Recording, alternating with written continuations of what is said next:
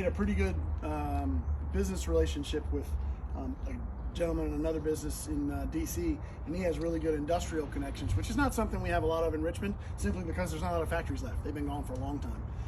And so for the last year during COVID, I didn't buy a lot of doors and windows because, well, I have 1,000 or more of them, but I did buy a lot of really cool industrial stuff that we fabricate a lot of things, build kitchen islands and all kinds of different stuff. So these are pretty cool. These came out of a steel factory. They were the carts that they would tote things around with. I can't speak.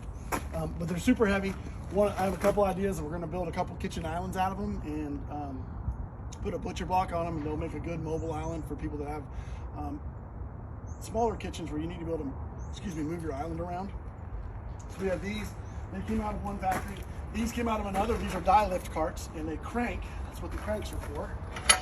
They come with them, and they go up and down.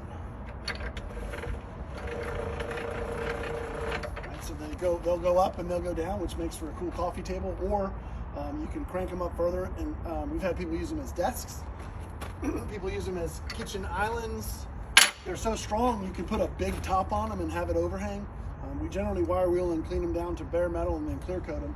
This is a different kind of die lift cart, very cool. But again, not something that's available for us very often, but something we've been buying for the last year. And these carts, we salvaged the factory that makes almost all of the red oxide dye.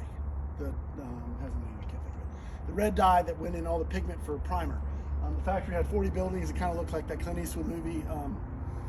Was it Hang 'em High, when they painted the town red? The whole building was red. These were the die carts, where these little red things here. I think they'll make very cool planning carts because they actually roll.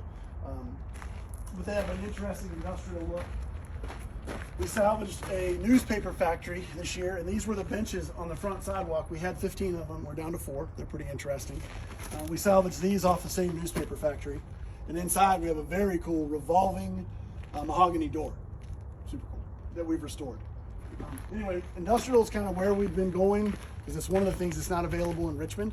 And we have space to store it. A lot of people don't. Anyway, come check us out. Holler if you need something.